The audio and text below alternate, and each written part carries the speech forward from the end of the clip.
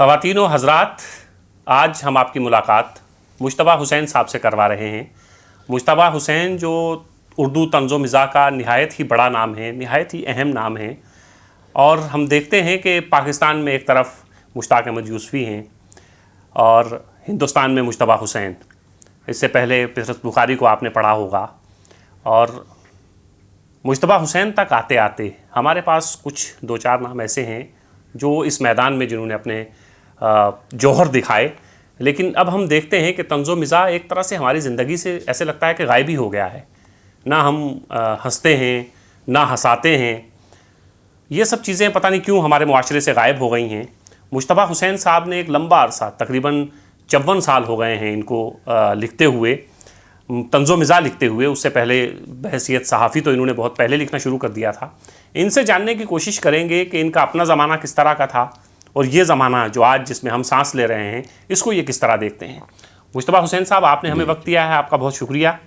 بہت بہت شکریہ آپ کا زبر صاحب کہ آپ نے مجھ سے بات چیت، اب اگرچہ عمر کی اس منزل میں ہوں جب اب بات چیت کی کوئی گنجائش نظر نہیں آتی، خود اس سے زیادہ بوڑھا بھی ہو چکا ہوں، اس سے زیادہ بوڑھا ہونے کی گنجائش بھی نظر نہیں آتی۔ نہیں سر، ہماری دعا ہے کہ آپ کا سایہ ہمارے سروں پہ سلامت رہے۔ بہرحال میں شکر گزار ہوں آپ کا۔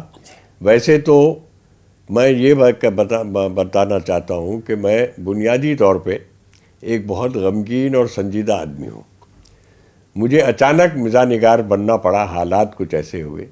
میں نے سب سے پہلے اپنا ادبی بیک گراؤنڈ بتا دوں کہ میرے گھر میں دو بڑے بھائی میرے، وہ پہلے سے محبوب حسین جگر جو بہت مشہور صحافی رہے، جو سیاست اخبار کے عابد علی خان اور محبوب حسین جگر نے مل کے سیاست اخبار شروع کیا تھا، اور میرے ان سے چھوٹے بھائی ابراہیم جلیس جو پاکستان منتقل ہو گئے تھے، جو خود بھی بہت بڑے طنز نگار تھے، اور ان کی بے شمار کتابیں اور بے شمار جو ہے ان کی تصانیف آ چکی ہیں۔ تو وہ ایک اعتبار سے مجھ سے پہلے ہمارے گھرانے کا تعلق ایک علمی ادبی تھا۔ جی، تو طنز و مزاح آپ سے پہلے بھی لوگوں نے لکھا؟ طنز و مزاح تو بہت سے لوگوں نے لکھا۔ نہیں، آپ کے خاندان کے ابراہیم جلیس ظاہر ہے وہ تو طنز نگار تھے ہی تھے، محبوب حسین جگر صحافی تھے، وہ اس اخبار کے فاؤنڈر بھی تھے، سیاست اخبار کے۔ میں 1956 میں نے سیاست اخبار بحیثیت سب ایڈیٹر شروع کیا، وہاں کام کرنا شروع کیا، اور 1962 تک ظاہر ہے اسی طرح کام کرتا رہا جیسا کہ صحافی کرتا ہے۔ کئی کام کیے، ترجمے کر رہے ہیں، خبروں کی ترتیب ہو رہی ہے۔ ہمارے اخبار کے جو سیاست کے شاہد صدیقی ایک کالم لکھا کرتے تھے شیشہ و تیشہ کے عنوان سے، جو مزاحیہ کالم تھا اس اخبار کا۔ ان کا اچانک جولائی 1962 میں ان کا انتقال ہو گیا، اور میں تو صحافی کے طور پہ، اور بلکہ میں نے ان کے انتقال کی خبر بھی میں نے ہی چھاپی اپنے اخبار میں، کیونکہ اس رات میں ڈیوٹی پہ تھا، اور مجھے یہ اندازہ نہیں تھا کہ ان کے انتقال کی خبر چھاپ کے میں اپنے اندر ایک مزاح نگار کے پیدا ہونے کی خبر بھی ساتھ ہی ساتھ چھاپ رہا ہوں۔ ہوا یوں کہ ان کے انتقال کے بعد اس طنز و مزاح کے کالم کو لکھنے کے لیے بہت سے لوگوں سے لکھوایا گیا، مگر کچھ بات نہیں بنی۔ شاہد صدیقی اپنے وقت کے بہت اہم وہ کالم نگار تھے، صحافی بھی تھے۔ ایک دن کسی نے میرے بڑے بھائی محبوب حسین جگر اور عابد علی خان ایڈیٹر سیاست کو بتا دیا کہ صاحب یہ روز شام میں اورینٹ ہوٹل میں اپنے دوستوں کے ساتھ بیٹھتے ہیں یہ، اور جہاں بیٹھتے ہیں وہاں وہ خیخوں کا ایک وہ طوفان مچ جاتا ہے، کیوں نہیں آپ اس سے کوشش کرتے کہ یہ لکھے؟ ینگ لڑکا ہے، مگر یہ کہ آپ کوشش تو کیجئے۔ تو میں بڑے بھائی کی بڑی عزت کرتا تھا۔ وہ ایک دن میں گیا، مجھے اچھی طرح یاد ہے، 12 اگست 1962 کو دن میں ٹھیک 10:30 بجے میں دفتر پہنچا، تو مجھ سے محبوب حسین جگر میرے بڑے بھائی نے اور عابد علی خان نے کہا کہ صاحب آپ کل سے طنز و مزاح کا کالم شیشہ و تیشہ لکھنا شروع کریں۔ میرے لیے ایک بڑا چیلنج تھا۔ میں تو صحافی کے طور پہ تو بہت سے کام کیے، لوگوں کے انٹرویوز کر رہے ہیں، خبریں بنا رہے ہیں، کالم لکھ رہے ہیں، سب کچھ کر رہے ہیں، مگر میرے لیے طنز و مزاح لکھنا ایک بالکل نئی چیز تھی۔ جب انہوں نے حکم دیا تو میں نے ایک چیلنج کے طور پہ اسے قبول کیا۔ شروع میں میں فرضی نام سے، کوہ پیما کے فرضی نام سے لکھا کرتا تھا، اور چند دنوں کے بعد لوگوں نے پوچھنا شروع کیا کہ یہ کون ہے. فرضی نام تھا میرا اور بہت دنوں تک کے لوگوں کو پتہ نہیں چلا. لوگوں کو وہ کالم پسند بھی آنے لگا اور اس میں ایک اہم بات یہ ایک واقعہ ہوا. میں تو اپنی کوشش کر رہا تھا, اس کے لیے میں نے اپنے آپ کو تیار کیا طنز و مزاح لکھنے کے لیے. مجتبیٰ صاحب جی, ہمارے ہاں طنز و مزاح کی ایک بہت مضبوط روایت بھی ہے, وہی تو میں جس میں کنہیا لال کپور ہیں, پیطرس بخاری ہیں, اور پاکستان کی طرف کرنل محمد خان ہیں, اور پھر آپ تک یہ سلسلہ آتا ہے. پیطرس بخاری نے کچھ مضامین لکھے, جو مضامین پیطرس بخاری ہمیں ملتے ہیں, اس کی وجہ سے ان کی بہت شہرت ہوئی. آپ نے بے شمار مضامین لکھے, آپ کی کتابیں ہیں. وہ مجھے لگتا ہے کہ وہ زمانہ جس زمانے میں آپ لکھ رہے تھے یا اس سے کچھ پہلے کے لوگ جو تھے وہ ہنسنا جانتے تھے, ہنسانا جانتے تھے, اور اپنے اوپر ہنسی برداشت بھی کرنا جانتے تھے. جس زمانے میں ہم سانس لیں شاید ہم کہیں ہنسنا بھول گئے ہیں, ہنسنا بھول گئے ہیں, ہنسانا بھول گئے ہیں. جی صاحب, ایسا ہے کہ میں نے جو دور دیکھا آزادی کے بعد کا, اور میں تو خیر آزادی کے جب ملک آزاد ہوا ہے تو میں شاید 8ویں 9ویں جماعت میں پڑھتا تھا, اور اس کے بعد جب یہ طنز و مزاح کی ذمہ داری مجھ پہ عائد کی ہوئی تو میں نے اس سے پہلے میں پڑھ چکا تھا رشید احمد صدیقی کو بھی, اور پیطرس بخاری, اور پتہ نہیں اس سے پہلے کے بھی سب, فرت اللہ بیگ ہوئے, عظیم بیگ چغتائی ہوئے, شوکت تھانوی ہوئے, ان سب کو پڑھتے رہتے تھے. تو جب میں نے, اچھا آپ نے ٹھیک کہا کہ پیطرس بخاری نے بہت ایک ہی کتاب لکھی, وہ ایک سنگ میل ہیں یہ دونوں, رشید احمد صدیقی اپنے اسلوب کے اور پیطرس بخاری اپنے اسلوب کے. پیطرس بخاری نے صرف 110 صفحے کی ایک کتاب لکھی, بعض لوگوں نے 110 تصانیف لکھ دی ہوں گی, شوکت تھانوی سب سے زیادہ لکھتے تھے, مگر ادب میں وہ مرتبہ ان کو نہیں ملا جو پیطرس بخاری کو ملا. ویسے رشید احمد صدیقی نے ایک نیا اسلوب, کنہیا لال کپور تو بعد کی بات ہے, پہلے یہ 2 اسکول پیطرس بخاری اور رشید احمد صدیقی کے جو یعنی مطلب طنز و مزاح کے اسلوب وہ ہو گئے تھے. یہ کنہیا لال کپور تو استاد ان کے شاگرد تھے ہمارے پیطرس بخاری کے, اور شاید ان کی تربیت اور ان کی مطلب وہ صحبت نے ان کو طنز و مزاح نگار بنایا ہو کنہیا لال کپور کو. مگر یہ کہ کنہیا لال کپور بہت اچھا مزاح لکھتے تھے. آپ نے ٹھیک کہا کہ پہلے ہم ہنستے تھے, طنز کرتے تھے, انگریزوں کا اقتدار تھا, انگریز تھے اس ملک میں, تو ہم برطانوی اقتدار کے خلاف طنز کی تحریریں لکھنے میں بڑی سہولت ہوتی تھی. آپ نے دیکھا ہوگا جیسے سودیشی ریل, جس کے پیطرس بخاری ہمارے شوکت تھانوی کی کا مضمون ہے, اس میں برطانوی حکومت پہ اور خود اپنے آپ پہ بھی ہنسنے کا ایک مثال اس میں ملتی ہے. تو کنہیا لال کپور اس زمانے میں شفیق الرحمان اور کنہیا لال کپور اور بھی دوسرے لکھنے والے جو تھے, بعد کی نسل میں تو ابراہیم جلیس بھی تھے. پھر نہیں, ابراہیم جلیس تو مطلب یہ سمجھیے کہ جو زمانہ آپ کا ہے وہی ابراہیم جلیس کا بھی ہے. نہیں, ابراہیم جلیس مجھ سے کافی بڑے تھے. اچھا, کافی بڑے تھے. تو ابراہیم جلیس تو ملک کے آزادی کے سے پہلے ہی, بہت پہلے, مطلب ان کے 1900 میرا ایسا خیال ہے کہ آزادی سے بہت پہلے ان کی کتابیں آ چکی تھیں. ٹھیک, آزادی سے بہت پہلے ان کی. تو اب حیثیت افسانہ نگار بھی وہ بہت شہرت رکھتے تھے, کئی کتابیں ان کی آ چکی تھیں. ابراہیم جلیس تو طنز و مزاح کے وہاں پاکستان چلے گئے تھے, وہ وہاں سے جا کے انہوں نے جنگ میں کالم لکھنا شروع کیا. جنگ میں ایک کالم تھا جو بہت مقبول کالم ہوا, وہ طنزیہ کالم. تو طنز و مزاح نگار تو بہت تھے. کنہیا لال کپور کے بعد ان سے بہت بڑا نام ہمارے ہاں کنہیا لال کپور کا بھی ہے. کرشن چندر خود بہت اچھے کرشن چندر نے ایک گدھے کی سرگزشت, ایک گدھا نیپا میں بہت سی چیزیں انہوں نے لکھی. ان کے افسانوں میں بھی وہ طنزیہ تحریریں مل جاتی ہیں. کچھ لوگ تھے جو ایسا تو اس میں کچھ شفیق الرحمان ایک بالکل الگ انداز سے لکھا کرتے تھے. وہ بھی بہت مقبول طنز و مزاح نگار تھے. وہ مغربی ادب سے بہت متاثر تھے. پی جی ووڈ ہاؤس اور فلاں, اس میں لطیفے زیادہ سے زیادہ. انہوں نے مشتاق ہمارے رشید احمد صدیقی نے اسلوب کے ذریعے اور ذہین جملوں کے ذریعے وہ الگ وہ کیا تھا. انہوں نے یہ لطیفے بھی بیچ میں شفیق الرحمان شامل کر دے. कर्नल मोहम्मद खां हुए, ये हुए, ये भी हमसे सीनियर लोगों में से मुश्ताक अहमद यूसुफी? मुश्ताक अहमद यूसुफी तो बाद में 60 में वो आई उनकी किताब। जी। मेरा ऐसा ख्याल है कि 1962 में उनकी किताब आई, जो चिराग तले। जी। वो किताब उसने तहलका मचा दिया, वो मुश्ताक अहमद यूसुफी की किताब। और उसी साल मैंने भी शायद तंज़ो-मिज़ाह लिखना, पहला कॉलम जो लिखा था उसी ज़माने में मैंने कॉलम निगारी शुरू की। तो वो माहौल अलग था। हम अंग्रेज़ों पे हंसते थे, अंग्रेज़ों पे तंज करते थे, या अपने आप पे हंसते थे, या जो भी करते। तो फरागतों का, फुर्सतों का माहौल था, लोगों की मजलिसें होती थी। अब वो अदबी महफिलें भी ख़त्म हो गई। अब ज़माना इतनी तेज़ रफ्तारी का आ गया है, कंप्यूटर और फला। मैंने तो बचपन में, यानी मतलब 4-5 साल की उम्र में पहली बार बिजली का बल्ब देखा। अब आप अंदाज़ा लगा सकते हैं कि मेरा कि वो जब ट्रांसपोर्ट में भी चार ट्रेनें चलती थी और सब चल, मगर ये कि बहुत ज़्यादा यानी तरक्की जो आज नज़र आती है,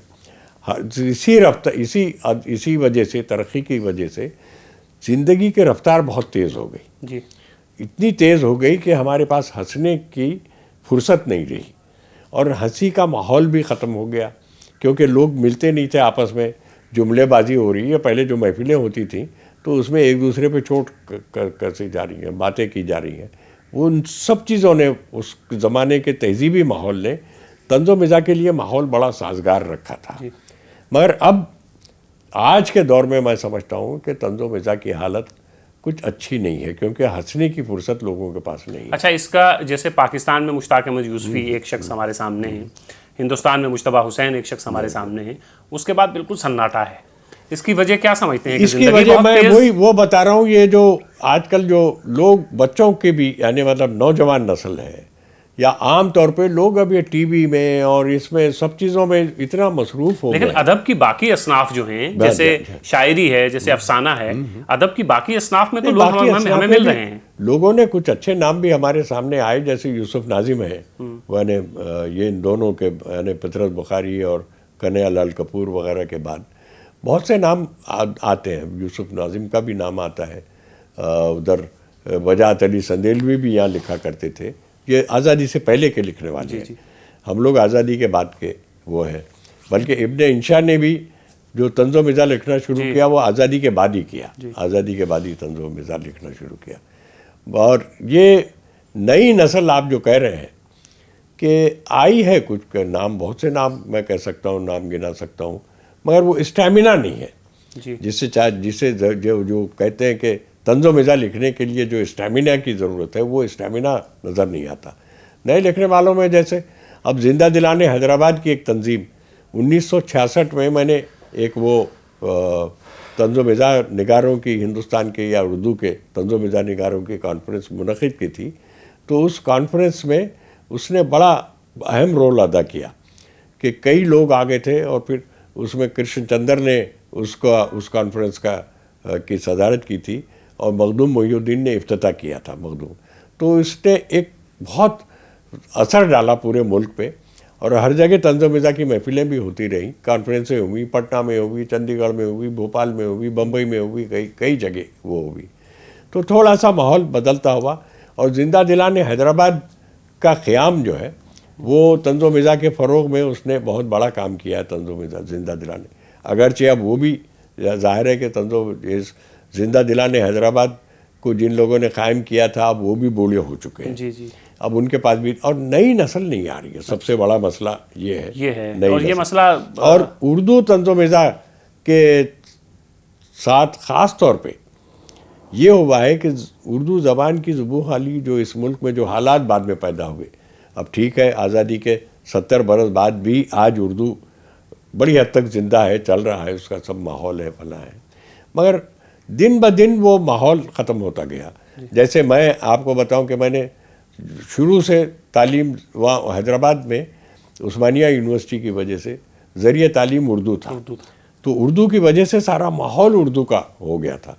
और ये 1918 के करीब उस्मानिया यूनिवर्सिटी मान लीजिए कायम हुई, तो हम लोग तो 47 अब 47 आज़ादी के बाद की नस्ल, उस वक्त तक एक बड़ी तवाना नस्ल उर्दू दानों की आगे थी।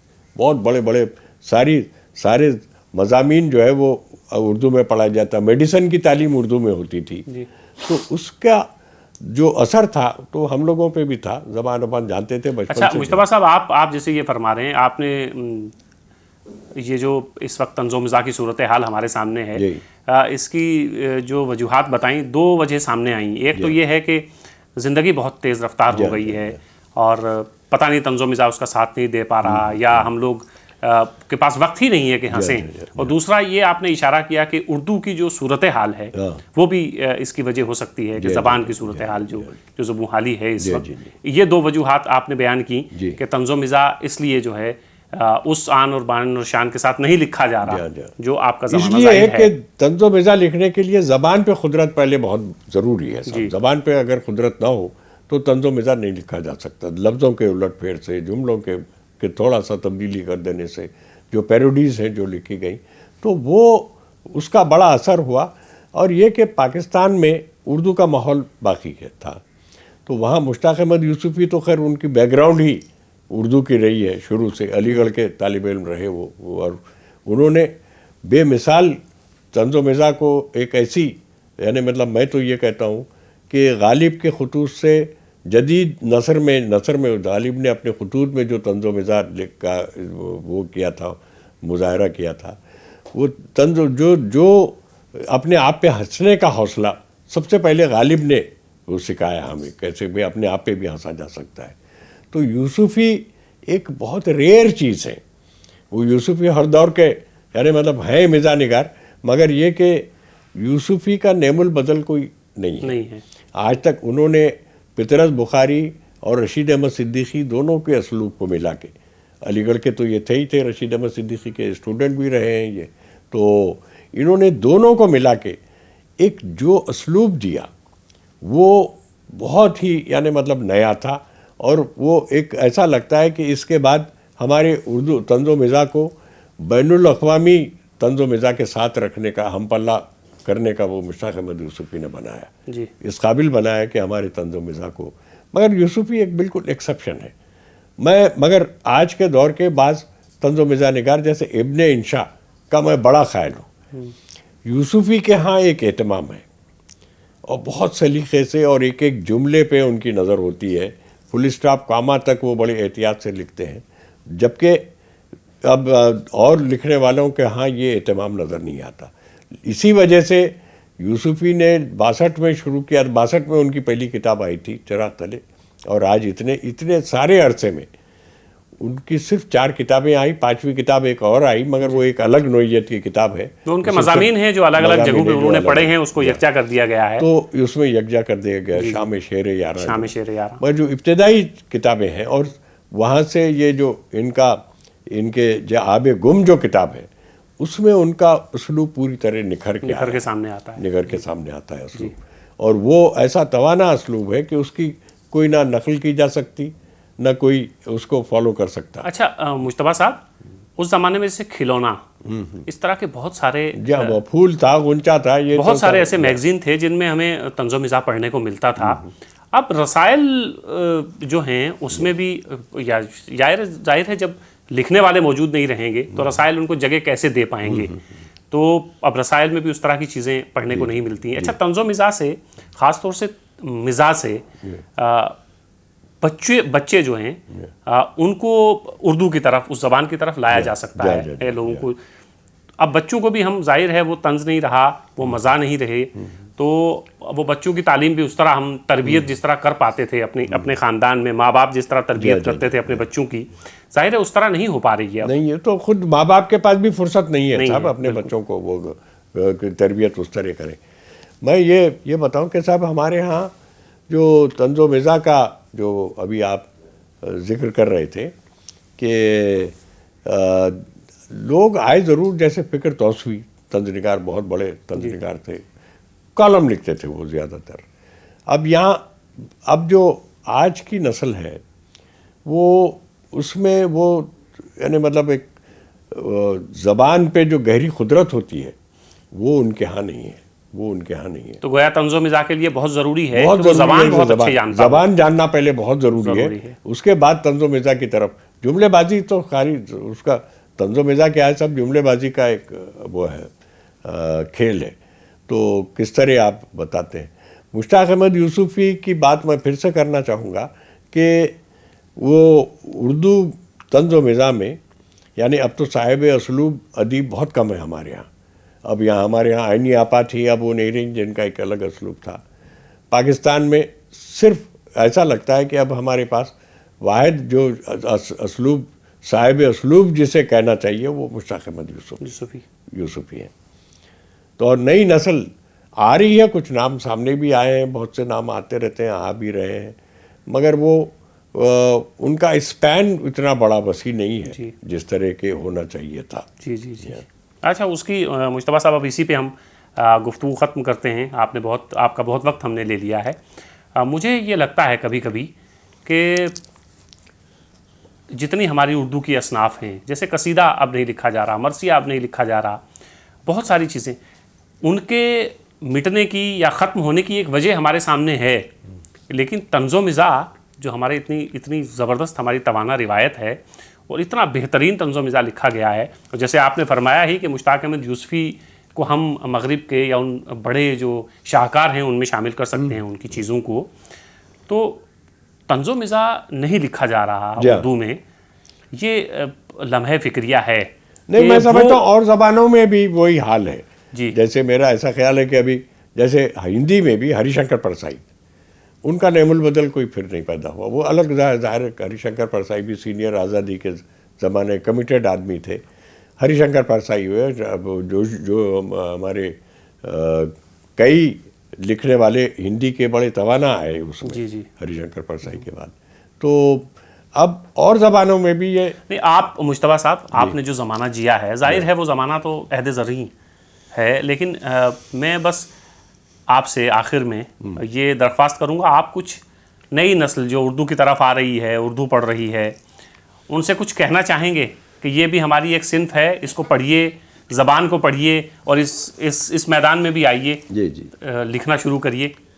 पहले तो ये सिन्फ का ही मामले पे मैं ये कहना चाहूँगा, बहुत से लोग तो इसको एक सिन्फ मानते ही नहीं, वैसे सिन्फ मानते ही नहीं इसको, और दूसरे दर्जे का अदब भी समझा जाता है यानी तंज़ो मिज़ा को।